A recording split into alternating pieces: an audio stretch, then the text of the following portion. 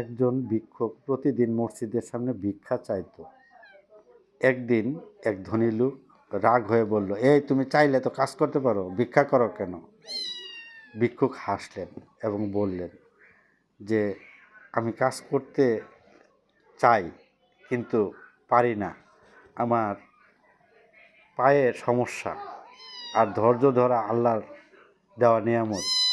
আপনি রাগ করলেন আর আমার মনে কষ্ট নাই, এই ধৈর্য ধরা আমি শিখেছি।